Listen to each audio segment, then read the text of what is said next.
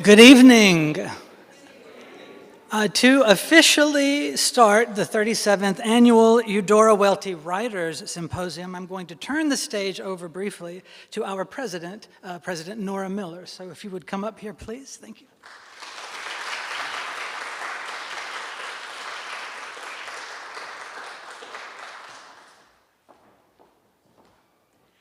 Thank you and welcome. Welcome to our writers, welcome to our MFA students, to our other students, and other people who are just lovers of books. This is one occasion I look forward to with great anticipation, almost like Christmas. And for one thing, the Welty Writers Symposium never lets me down.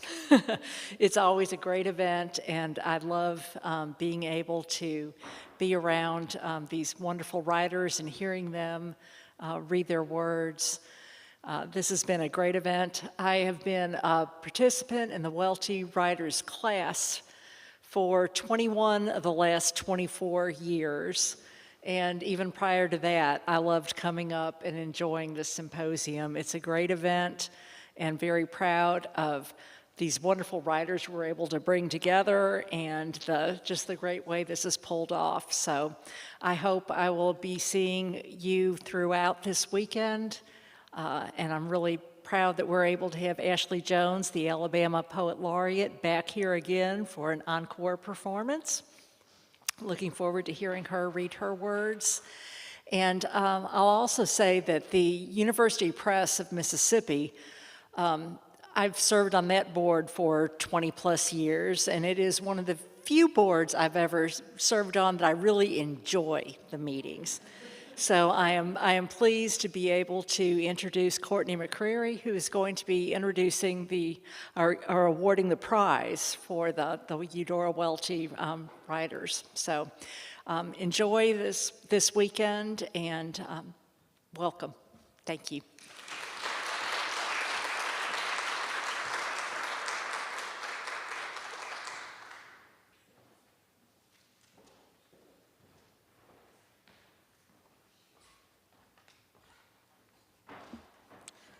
All right, thank you, President Miller, for that introduction. And I want to thank University Press of Mississippi's board members, Brian Anderson, Scott Tollison, and of course, President Miller for their shepherding and support of UPM over the years. The Eudora Welty Prize recognizes an outstanding book from UPM's list each year. The award brings one of our authors to the W, allows that author the joy of fellowship as one among those writers celebrated in the symposium, and it provides the quantifiable honor of a check. To our staff of 25 full-time publishers at UPM, this recognition is a reminder for us that this book, out of the 95 books we publish each year, and this author are very special. These are the books and the voices we should be publishing. What does it mean to live as a ghost? To live with ghosts, and how might ghosts lead to a path of healing and reimagining? In Conjuring the Haunting Poetics of Black Women, author Drea Brown investigates the intimate relationship between haunting Black women's lives and poetry. Each chapter explores the paradox of haints as evidence of injury and loss, and as a pathway to knowledge articulated by various incarnations: the hag, the banshee, and the vengeful revenant. Conjuring the Haint refigures haints as a means of recognition and self-possession, a manifestation of the ancestral and divine. What a fitting winner for this year's symposium. Secrets and revelations, a dark thread running through my story. I am proud and honored to present Dr. Drea Brown with this year's Welty Award.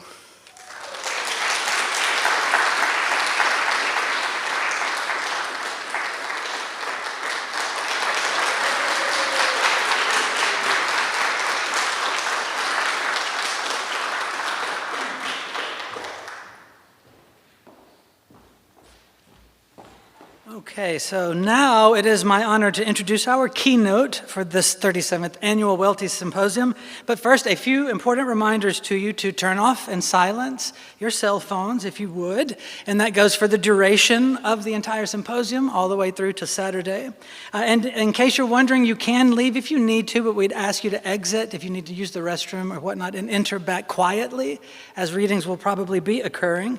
And immediately following this reading, there will be a Q&A. We have microphone stands placed in both of the aisles for you to use. We will try to remember to turn them on briefly for you, but if not, you just hold the bottom button until you see the red blink. But Kendall and I will try to take care of that. And then after the Q&A, there is a reception in the lobby here at Poindexter and a book signing of all the authors that will be here at the Welty. So please stick around for that.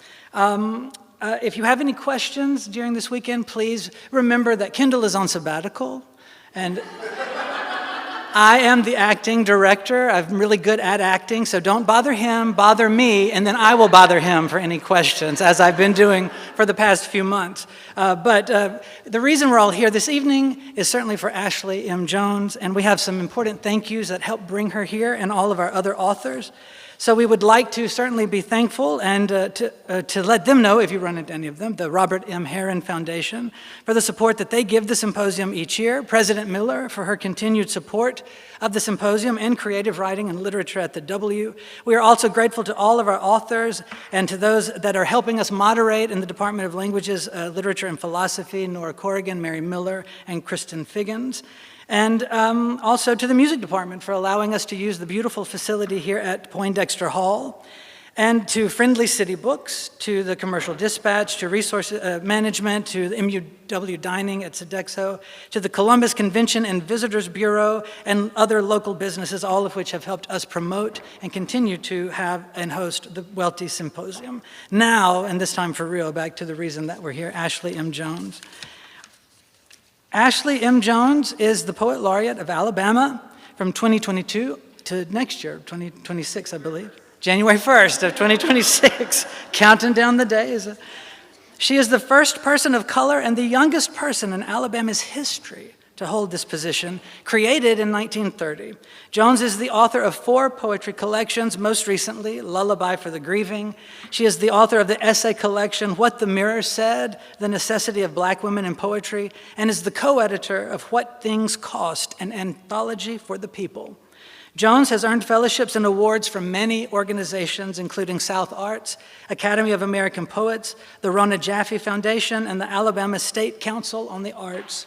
Her poems are published in many journals and publications, including Poetry, Academy of American Poets, The Nation, The Atlantic, and Oxford American. Her work has been featured by outlets including PBS, CNN, the BBC, Good Morning America, ABC News, and the New York Times. She is currently the Associate Director of the University Honors Program at UAB and the Executive Director of the Magic City Poetry Festival and a PhD student in English at Old Dominion University. Please welcome to the stage my friend Ashley M. Jones.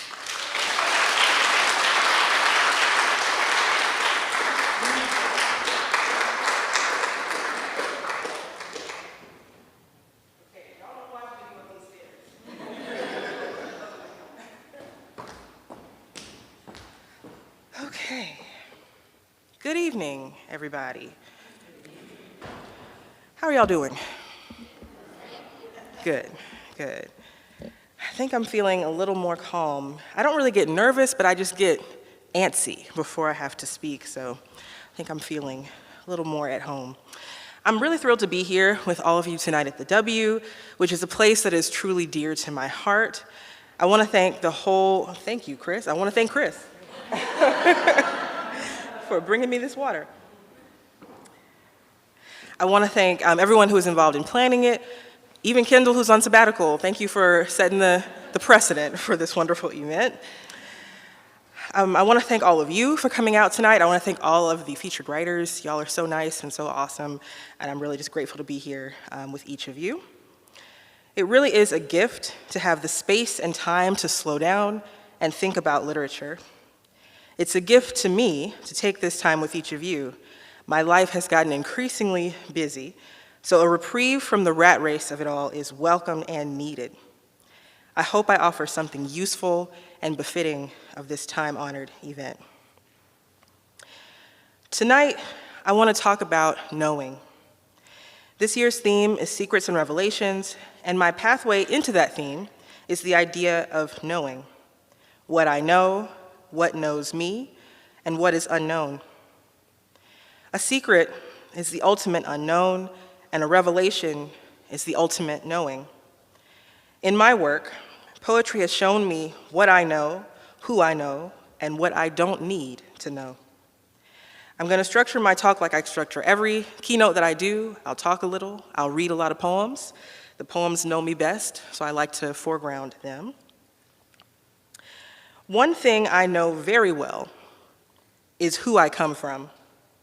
Although right now, the prevailing notion is that we should not remember history unless it paints us in a good light, I think it is vital that we remember history exactly as it was. It is important to know truly who we are and who we want to be. We need to understand our history, and maybe the place to start is our personal histories. Knowing who and what I come from helps me see very clearly who I am. I'm from Alabama. I'm from the Yellowhammer and the Cotton Bowl and the roadside possum and the cityscape and the perfectly seasoned Sunday meal. I'm from George Wallace and the schoolhouse door, from Fred Shuttlesworth's unbreakable spirit. I'm from 4 girls and 2 boys killed on a Sunday morning in September 1963. I'm from hot summers and sometimes hot winters and always hot grits in the morning. I'm from y'all and the familiar fluff of Alabama clouds. I'm from my mother, who was adopted by her aunt Willie Lee and raised in her house full of love in Greensboro, Alabama. Her sisters were not her sisters by blood, but cousins raised together makes the same shape as sibling. Although my mom wasn't raised by her biological mom, she knew the type of love, stability, and family that any child would dream of. The red clay of Greensboro made a beautiful backdrop for her life. I come from my dad, one of 12 Jones children raised by Ola Bell, the loving and kind woman who knew the terrors of Willie, her husband, whose hands were known more as weapon than as steady help. I'm from the Bessemer house, which saw my father integrate an unwilling school, create art from his mind alone, and face the wrath of my grandfather, his father, a man I never met, but whose memory was sharp and fresh in my father's stories. Knowing who you are can be uncomfortable. Our pasts are never perfect. Sometimes I wondered if what lived in my grandfather could live in me. I'm going to read a poem. Y'all will get used to this back and forth when you see me reaching for a poem.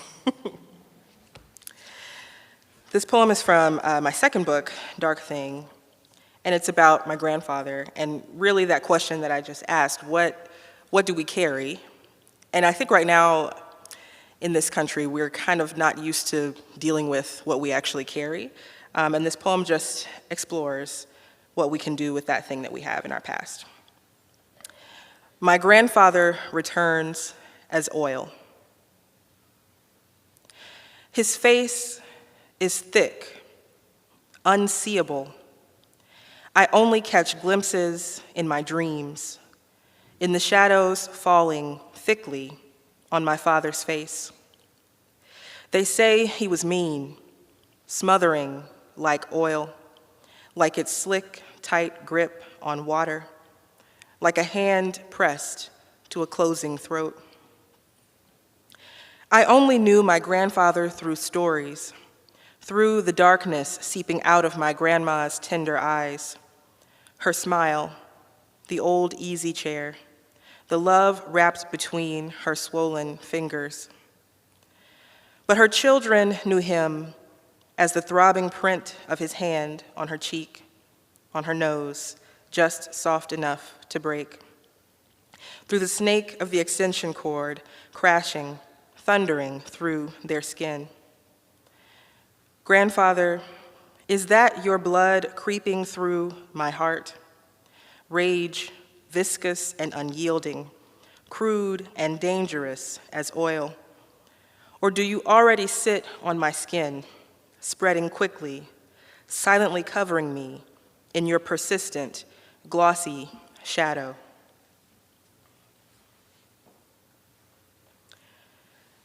But my dad knew that generational curses are meant to be broken, not passed down. He made himself a promise that he wouldn't carry on the trauma of his father. He would be the best dad possible, and he succeeded. He made a home of love. He grew beautiful things in the backyard garden. He grew beautiful things in our hearts, and now that he's gone, in our memories. And let me say here, y'all don't have to be silent. If you don't want to, you can react, you can breathe. I can't even hear y'all breathing. Whatever you feel you need to do, you can snap, you can clap, you can walk up and down the aisle if you get the spirit. So this is a poem about my dad. Oh, thank you, whatever somebody said. You said something, so thank you. This poem is about my dad, and as I said just now, he knew how to make things grow. So his day job, he was a fire chief and a paramedic, but he also kept a really beautiful garden. When we were in lockdown, we ate all the stuff that he grew. It was awesome, and it just really meant a lot for me to see him create something from nothing out of the ground. So this poem is about him. Photosynthesis. When I was young, my father taught us how dirt made way for food, how to turn over soil so it would hold a seed, an infant bud, how the dark could nurse it until it broke its green arms out to touch the sun. In every backyard we've ever had, he made a little garden plot with room for heirloom tomatoes, corn, carrots, peppers, jalapeno, bell and poblano, okra, eggplant, lemons, collards, broccoli, pole beans, watermelon, squash, trees filled with fruit and nuts, Brussels sprouts, herbs, basil, mint, parsley, rosemary, onions, sweet potatoes, cucumber, cantaloupe, cabbage, oranges, Swiss chard and peaches, sunflowers tall and straight-backed as soldiers, lantana, amaryllis, echinacea, pansies and roses and bushes bubbling with hydrangeas. Every plant with its purpose, flowers to bring worms and wasps, how their work matters here. This is the work we have always known, pulling food and flowers from a pile of earth. The difference now, my father is not a slave, not a sharecropper. This land is his, and so is this garden, so is this work. The difference is that he owns this labor. The work of his own hands for his own belly, for his own children's bellies. We eat because he works. This is the legacy of his grandmother, my great-granny, Ollie Mae Harris, and her untouchable flower garden. Just like her hats, her flower beds sprouted something special, plants and colors the neighbors could only dream of. He was young when he learned that this beauty is built on work. The cows and the factories in their stomachs, the fertilizer they spewed out, the stink that brought such fragrance. What you call waste, I call power. What you call work, I make beautiful again. In his garden, even problems become energy, beauty. My father has ended many workdays in the backyard, worries of the firehouse dropping like grain. My father wrist deep in soil. I am convinced the earth speaks back to him as he feeds it. It is a conversational labor, gardening. The seeds tell him what they will be. The soil tells seeds how to grow. My Father speaks sun and water into the earth. We hear him each harvest, his heartbeat sweet like fruit.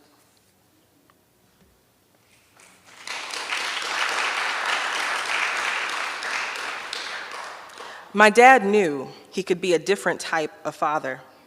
He fought the inheritance from his father and instead embraced what his mother left behind. My grandmother knew how to make a way. Both of my grandmothers did, despite all odds. They made a home out of their love, even when the world and even when their family home proved an inhospitable place. They knew how to build a sanctuary to keep the bad things out. This poem is called I Cannot Talk About the South Without Talking About Black Women.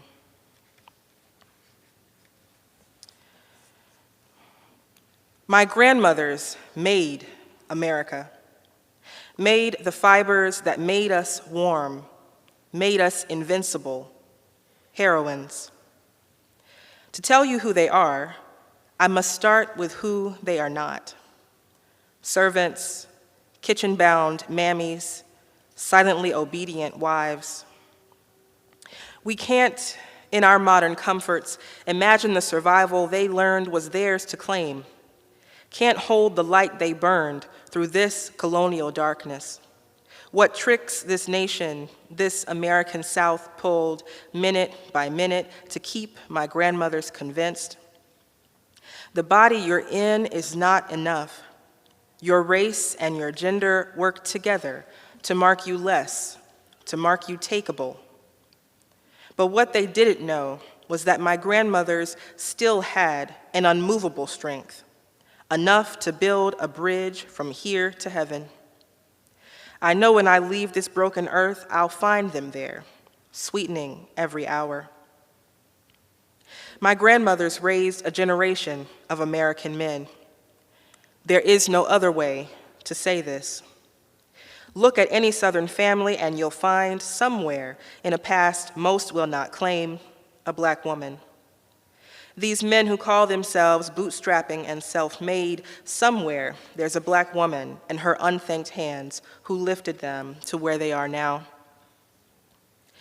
My father tells a story of the sons of his grandmother's employers, how they, instead of the pension she was promised, decided to give her a damned old tire, an old suitcase, dusty in the yard.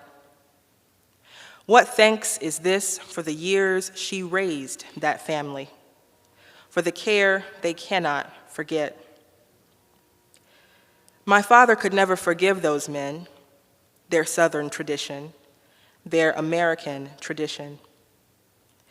Even now, they tell us Black women are going to save this whole nation with votes or magic or our style taken and renamed. But this is no longer the land of masses and mammies, and we are only superheroines for our own daughters and sons. My grandmothers did not give their lives for me to keep nursing this country, to keep shucking and jiving in a bizarro American dream. My grandmothers are worth more than this corrupt remembering. Now there is no room for the Dixieland lie. We no longer hold these truths you made us accept. Under God, yes, we hear him singing a song of powerful love despite the united hate of America. Grandmothers, women made of salt and spirit, you are faith, continuous. Continue us.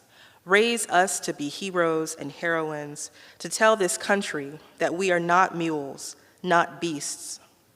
You, an army of workers and wives, we hid our fears and woes in your indestructible, ever-present ladiness. The blood you pass down to us is all we will ever need to save our lives.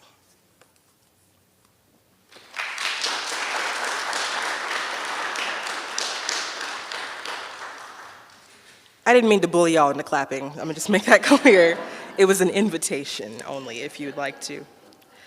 This poem, we're finally in the new book. I'm trying to just do all the books since I have them, and since I think it would make for a dynamic presentation, but we're in the new book, and this poem is called Home Variations. I didn't say that that poem I just read is a golden shovel for the nerds of us out there, and this poem is a huzzle, which is an Arabic form, and you'll hear the repeated phrases. Home Variations. Start here. Once you cross the threshold, you're home. The door is what brings you from out to in. The door, the only unit of measurement, not how poor, not four walls, not foundation or drywall or chimney or roof. A door opens a place into home. Remember on Goree Island, they walked us through that unknown mouth, the door of no return. Remember how we, unmoored, made our own bodies a home, made doorways out of our voices in the air, their undeniable treasure. The homes we make of touch, how we adore each other, how a nod can mean your home, home in feet planted freely on the floor. My grandmothers made homes out of things that were not houses, the fervor of their Black mother spirits filling the Bessemer projects, the Greensboro trailer. No fireplace but the warm TV set, no yard but the red clay. The splendor of what lives beyond what you call welfare, inner city, blight. Don't you know our words are a way home? We even bend language into a liberating door. I used to think my proper tongue meant I leaned toward the thing that stole our culture. But we can't outgrow our home, or we have never left in the ways that matter. Home in our flavors, our dances, the languages we live. Home is in us, behind a locked door. We bent the blue cries of this place into full-bodied song, bent frail walls into shelter. We bent the cast-off portions into a meal. We bent 2 cents into $1. We bent red lines and tenements into a sanctuary you can't enter. Want to know how Black folks find our way back to heaven? Start here, open the door.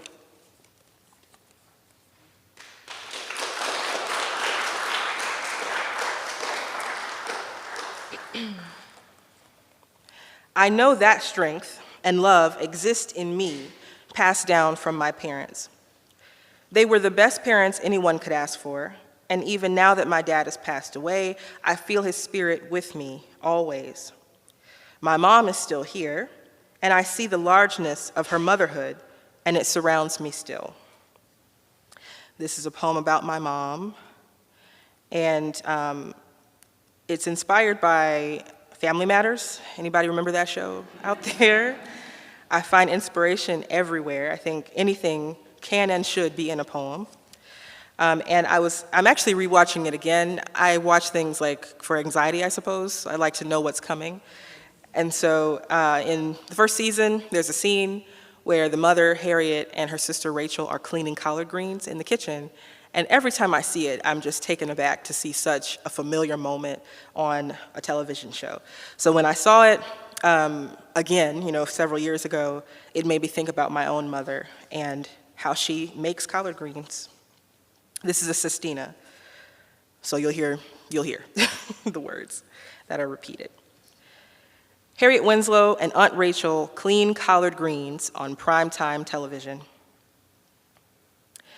In their dollhouse kitchen, they clean a bouquet of collards while the comedy of errors unfolds around them.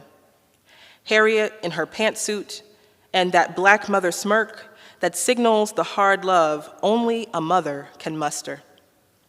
This holy kitchen, culinary sanctuary, covers them in light, its white glory a bouquet around their perfect hair. Their fingers know no errors as they pick and place the collards. There was an earthy magic in my mother cleaning collards, their mineral scent, the sink full of water my mother plunged them into, the water which washed them of their errors, greens baptized, clean from sediment and rock, our kitchen sink, her pulpit, the leafy bouquet, her holy book. How we wished we could be them, touched by our mother's godly hands, then cleaned so well we forgot they were just collards. They glistened, a sparkling bouquet of dinner yet to come, so loved by our mother that even they forgot their natural bitterness. A kitchen is sweetened when collards are cooking, the air a swelling pork fat perfume, the onions pungent terror nulled by the ribboned greens.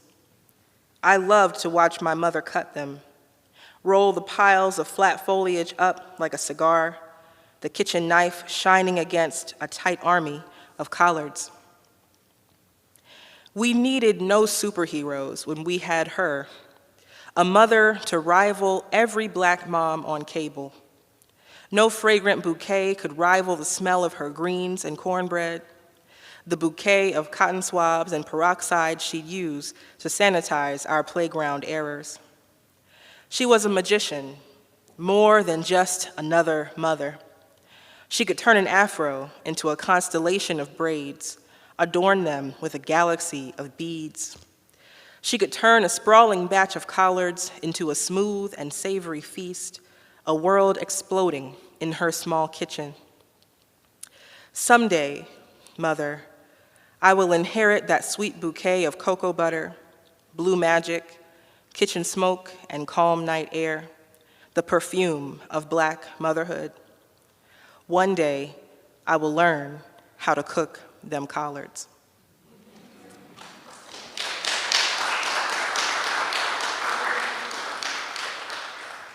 And I did learn. I can cook some collards.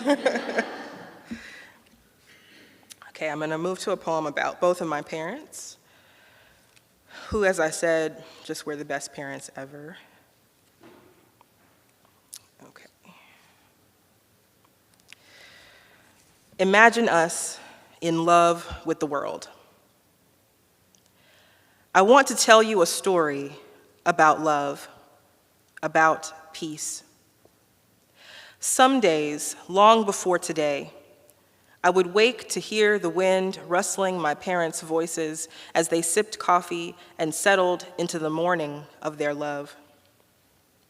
I could hear the redbirds draw close to carefully puncture the air with their calls, the soft movement of house clothes against the metal patio chairs, the intake of coffee like a suction, the pause as they let it steam down their throats, the sun stretching against the backyard plants. Days like these, all I did was stand and wait. I'd listen. What could I learn there in the stillness? What meditation in making my breath shallow so my parents could not hear it, so their seclusion remained intact, so I could hear them exist without my imposition, without the day begging for attention, its constant wail of need. In that stillness, that listening, I understood how precious, how delicate it is to be alive, to carry air and a heartbeat, to relax against your bones. I could ease into that tranquility and find light there. I could find a place for my soul to rest and be at peace. These days, I cling to that memory, the truth of that gentle moment and its harmony. These days, I hold that feeling against the wound my living makes, against the sharp, swift scythe of loved ones lost, of politics making fiction into fact, against the rattle of danger exploding from an angry barrel, aimed at my head, my heart. When the darkness comes, I can close my eyes and go right back to the morning whispers over coffee, the sunrise meeting my parents, and the dance of steam from those mugs, the peace there, the way that moment is sealed inside me, the way it protects me still, coating me in my worthiness, bathing me in their love. I know where I come from. I know who I am. I know who I want to be. I know the story of my people, and I know it in reality and not in the twilight zone. No matter what, we cannot let the truth of this country, of Black people, of any people, become a guarded secret. We must understand what happened here and who we are in the story of this nation. We have to know, and the truth is not unknowable. It might be uncomfortable, but it is necessary for our growth and for our survival. When I look back into my ancestry as a Black woman who is descended from enslaved Africans, I see a people whose perseverance, grace, and ingenuity, despite oppression and hatred, made a way for me to live and work and do what I love. Okay, I'm gonna read 2 more poems and then show a poem. So we've almost made it. You're doing well. In the spirit of knowing, I want to read the first poem in Lullaby for the Grieving, which is called What It Really Is, and it's an acrostic poem.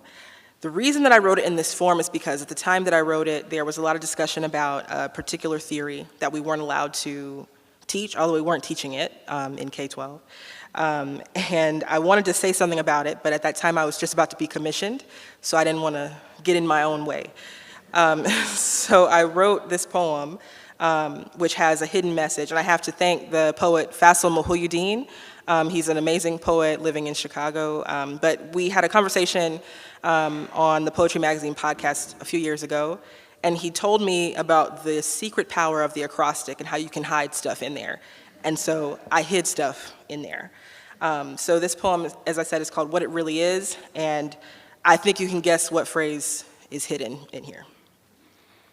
What it really is. Coastline broke into forest, into village. Seas rolled in uninterrupted waves. Somewhere, I insisted on being born. Somewhere, countless tribes called each other by name. Somewhere, a Black panther inches ever closer to its prey. Somewhere, the sun is a halo. Cameroon is a whisper in my blood. The Ancestry Kit tells me as it uses DNA to glue me back together. Can it catch long strands of lineage shucked and punched to pulp? Somewhere, a clot rubs its rigid way into my veins. It calls itself America, and the seas were parted with my body over and over.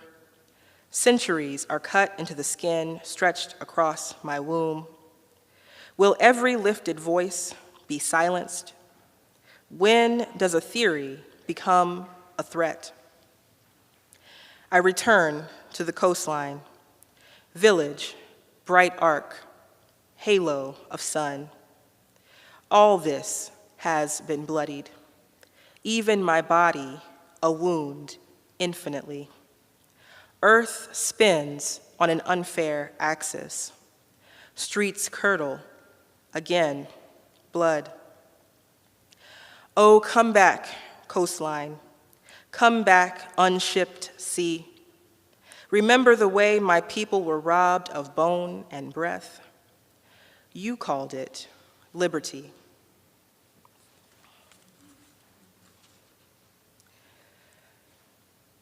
And the last one I'll read before I show you a poem is one about Harriet Tubman. So, as I've said, it's important for us to know where we come from. And I've been totally obsessed and enamored with Harriet Tubman since I was a little kid. I won't bore y'all with the story, but the way that I knew I was gonna be a poet happened when I was 7 and I was reciting a poem about Harriet Tubman to my class. And it just filled me with so much power and everything that I didn't feel before, I felt in that moment. I didn't feel insecure. I felt just so connected to myself, and so I knew I had to keep doing that thing. And of course, she's a hero not just for that reason, but for the big reason of saving so many people from enslavement. So this poem is one in a series of 5. I'll just read one. But it's a part of a series called A Portrait of Harriet, which was written in collaboration with a composer named Rebecca Griffin Green, and she composed music to go along with the poems, and I performed with an orchestra, which was very scary to do, because I've got, 2 years of middle school clarinet. That's the only music reading I have, but I had to learn how to be on the beat. But I'm gonna read it without music. Just make some music in your mind as I read. This tells the story of how Harriet Tubman found her way to the Underground Railroad. She was injured by the person who owned her. He hit her on the head with an anvil. And after that, yeah, exactly, whoever made that noise, exactly, ridiculous. After that, she said that she began to have visions from God, and those visions are what showed her how to escape. So this is called Holy Head Harriet. The eye of God is planted between my brow. The eye of God is opening at the top of my head. The eye of God was made with blood, was made from the hands of an ungodly master. The eye of God pierced my head in two. The eye of God said, "Look," and I saw it. The eye of God showed me rivers and fields and trees that would shelter me on my way. The eye of God told me I would not be enslaved. The eye of God showed me all the shades of my humanity, showed me how to see my people, my people. My people are the eye of God too. My people bloom from my brow. My people are the top of my head and the soles of my feet. My people are made with blood. My people are hurting at the hands of an ungodly master. My people have pierced me in two. My people said, "Look," and I saw them. My people showed me their blood in the rivers. My people showed me their blood in the fields. My people showed me their bodies in the trees and the shelter I could make for them on my way. My people told me they were not enslaved. My people showed me all the shades of my humanity. My people showed me how to see my people, how to see my God. My God and my people are made of the same cloth, the same blood. My people showed up in my vision, and I said, "Oh, God, show me how to make a way."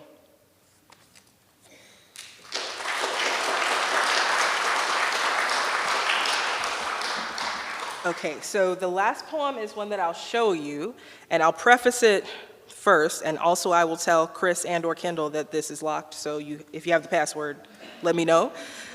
But I'm a filibuster. So this poem is one that was commissioned. A lot of the poems in my new book were commissions. When you become poet laureate, people just ask you to do stuff over and over again, and it's wonderful. Come on in. You got it.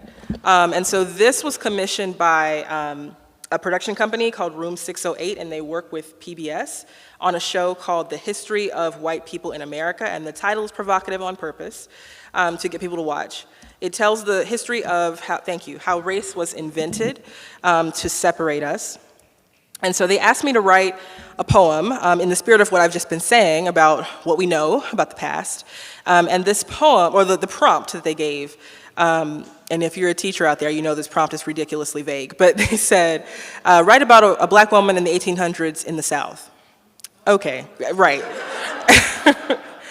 And so I said, well, I do want this check to clear, so let me figure out,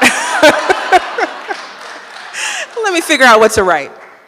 And so it just so happened that I had visited the Legacy Museum in Montgomery. If you've not been to the Legacy sites, please hasten there. They just built a new hotel, so you can stay there overnight if you'd like. But this is a wonderful museum created by Brian Stevenson, and it tells the history of our country from enslavement to mass incarceration. And so I'd been there many times, but around the time I had this assignment to do, I went again, just, for another reason, not for this prompt. And I was struck by a panel of information about the domestic slave trade. And although I knew it existed, I just never had given enough thought to what that means to be taken from one state to another, sometimes just literally across a line, and your life would change dramatically. And so I went home, typed into Google, domestic slave trade, black woman 1800s, and that's Google, not ChatGPT. We didn't have that yet. And Ann Williams came up. I had never heard of her story before. And I didn't want it to remain unknown. I didn't want her life to be a secret. And so I wrote a poem about her. It was inspired also by the spiritual All God's Children Got Wings. And the idea of flying away is one that's familiar to us as black people here in America. And the team made a song around my voice as I read the poem. So this is also me telling you I'm not singing in this episode. I wish that it was me singing, but unfortunately I don't have that gift. But I am reading the poem, and the animators did such an amazing job. And I just feel really proud to have something streaming on PBS. I'm a PBS kid. So my life was made to know that I was a part of PBS, but also just to share this history, because as I said, it shouldn't be a secret. And nothing has to be a secret anymore. We have the whole internet. We can all know everything we need to know. So thank y'all for listening. This will be the last poem that I share, and then I think it's time for Q&A. So I will go ahead and play it, and I will turn off that light before I do. And I hope y'all enjoy.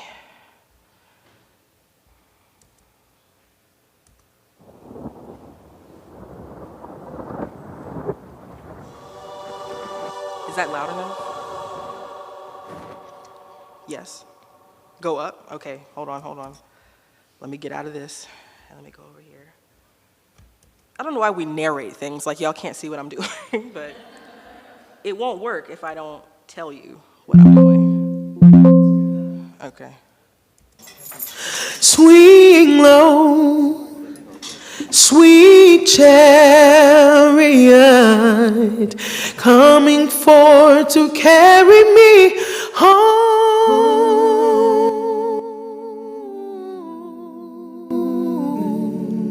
All God's children got wings. They brought me away with 2 of my children and wouldn't let me see my husband. They didn't sell him, and I didn't want to go. I was so confused and distracted, didn't know hardly what I was about. I didn't want to go, and I jumped out of the window. God is coming to carry me home. Take me home. Carry me home. He's coming.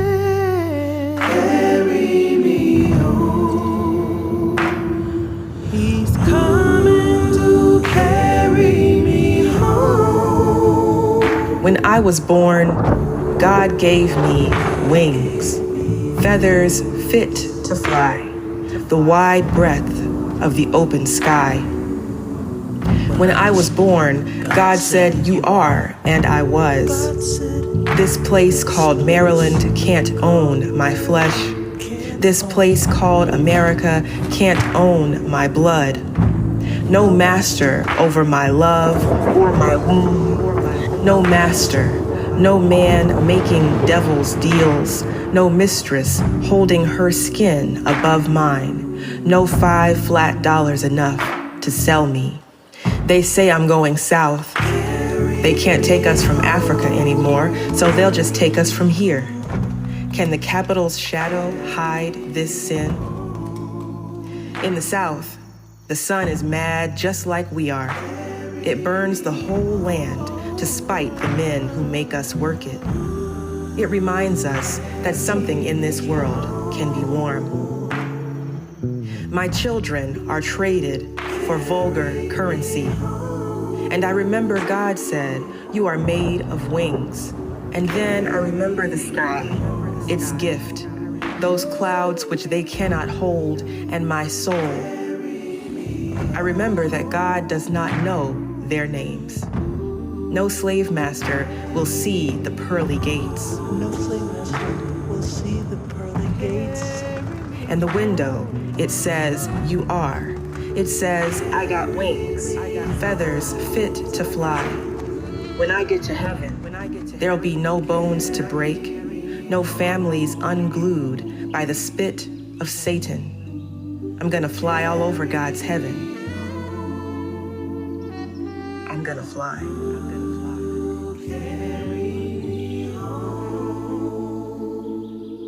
Swing low.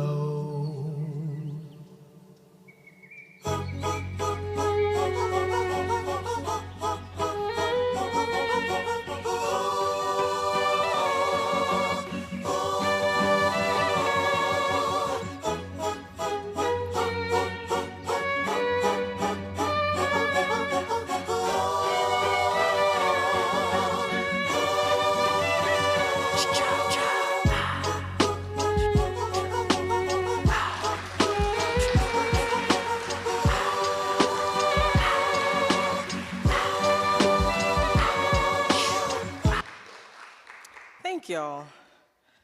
Okay, I don't know how to make it not be up there, but.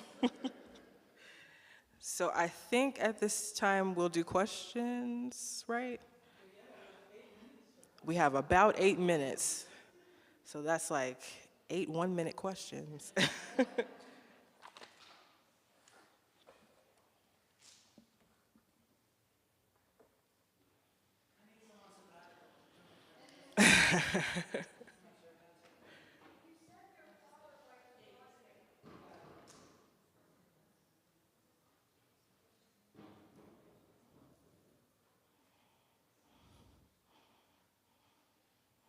Me to go on? Sure, go ahead. Well, thank you for that beautiful reading. I really, really did appreciate that. And your words are so very powerful. Thank you. And I just had a question about your title, Lullaby for the Grieving, and how you would define the word lullaby and how you chose that for the title.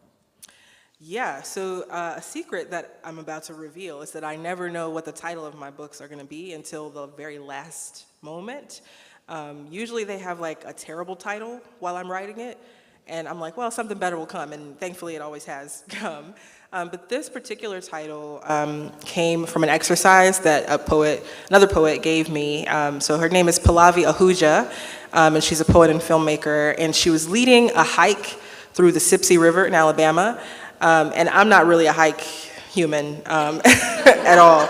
I love looking at nature. My dad had the garden. Like, I know what it can do, but like, don't get me in there with ticks and all that. But we did this hike to the river, and at the river, at like a clearing, she asked us to write a lullaby thinking about what we had just done. And so it dawned on me that the difficulty of that hike and the unknown of what I was gonna find, the danger of it all, felt a lot like the grief that I was experiencing after my dad passed away. And so I wrote the poem and I titled it Lullaby for the Grieving. And it just seemed right for the book. Because these are all poems which are trying to not lull me to sleep exactly, but to name something and to bring me to a space of peace so that I can face whatever it is I need to face. So yeah, that's where the title came from. Mm-hmm. Hi. I thought that your work in Lullaby for the Grieving was such a beautiful mix of passion and craft. Thank you. And a lot of us with stories, sometimes we start off so full of our big emotions that we have to go through a process to not exactly dial it back, but to shape it so that we can be heard and not just look like a crazy mess or you know what I mean, and make people uncomfortable. And then for some of us, which this was not me, but I know people, I've heard this happens, you have to find your voice and be more comfortable stepping forward and kindling that fire to share its warmth. And what was your journey? Was it the loud to more focused, or was it the quiet to, I have something to say? It's a beautifully stated question, first of all. I can tell you write things. I don't know. I think it was a combination of both. Some of these poems came out of rage or discomfort, and that maybe was the loud part, but even the quiet to on the page, that was also kind of loud, because I think quiet can also be very loud. In the case of the poems about my dad and his passing, that was very loud in my life, but it was quiet. Like, I wasn't walking around screaming or, although I felt like I wanted to. So yeah, maybe it was both of those things. Yeah, I don't know. I want to chew more on this question. But I think the consistent thing with me is that I don't go to the page until I feel a particular itch. And usually that itch comes with the shape of a poem in my mind. So if I'm not there, I'm still in the screaming or the quiet building up phase. But they all come to the same point of, here it is, let's say it.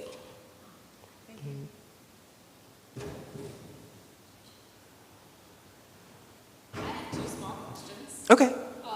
One of them, the first one is, did you grow your own roses? Since you're from a gardening family. And the second I don't have a green thumb, so. I noticed that in your 5-poem period series, number 3 is not in the book. And I wonder if you could tell us about that. Number 3, now wait now, let me get there. 1, 2, 4, 5. Don't tell me this. So this is the part where I say, we are human beings in the publishing industry. I did not know that. Girl, no. The story is you read too closely. No, I'm gonna go back and see for our second printing if we can unearth that 5th poem. Yeah, it's funny you bring this up, because this happened in this book before with the grief interludes. I noticed that one of them was missing, and I caught that one, but there you go. The 3rd one is in the wind, It exists somewhere out there.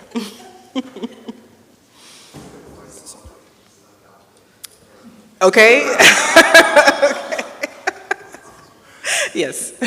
At the very beginning, you mentioned knowing the things that you know, and then learning the things that you don't need to know.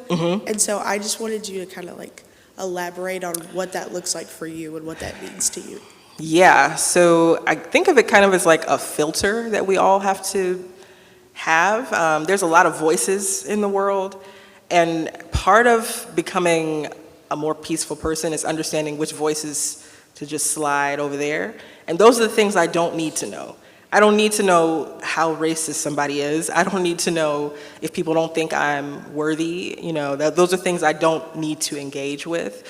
But it does take time, or it took me time to know how to let that stuff go. As a younger person, it just kind of sat with me. If you read my second book, that's all rage all the time. I just was really angry about all the things that people say and do for no reason, when all we have to do is leave people alone. That's all we really have to do in life. So those are the things that I don't need to know. I don't need to know everybody's waking thought.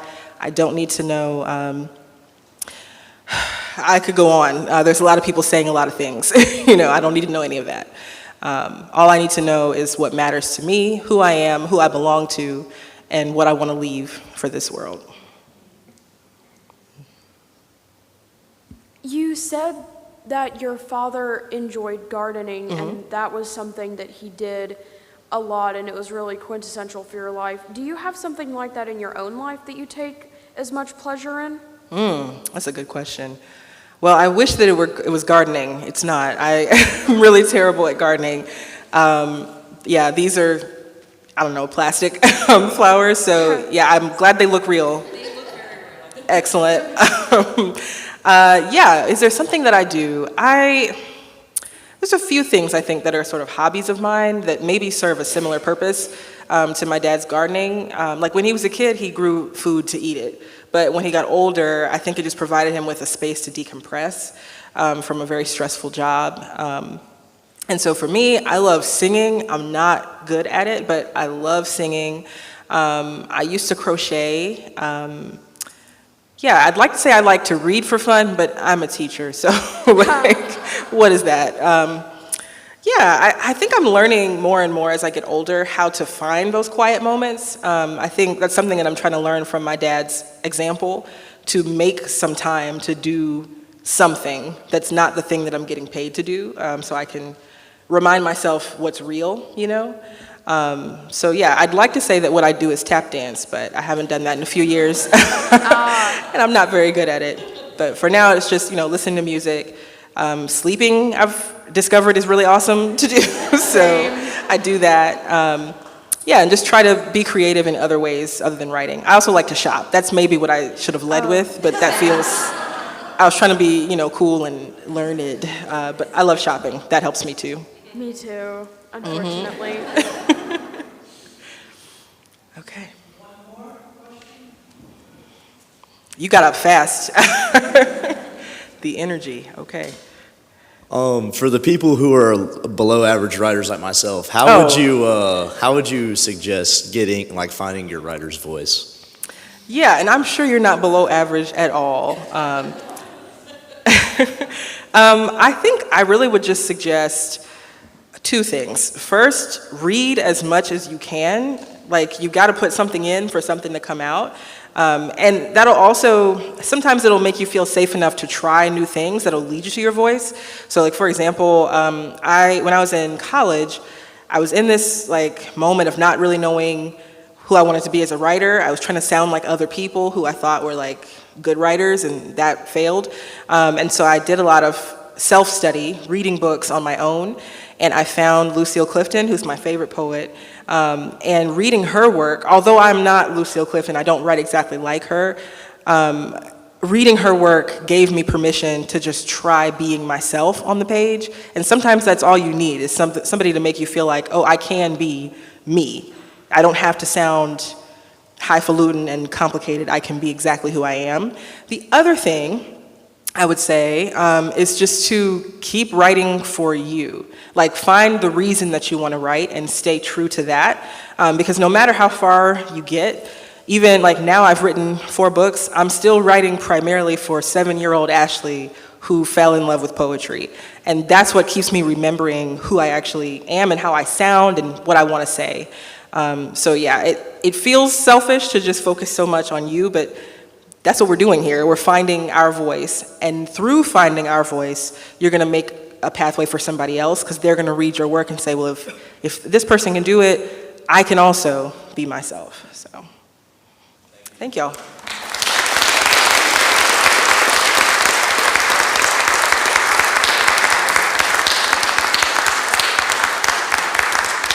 Just 2 quick things. Please join us in the lobby. There's a reception. The authors will be there to sign books.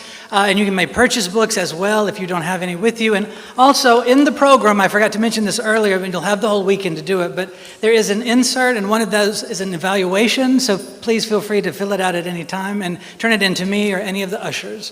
Thank you very much, and we'll see you in the morning.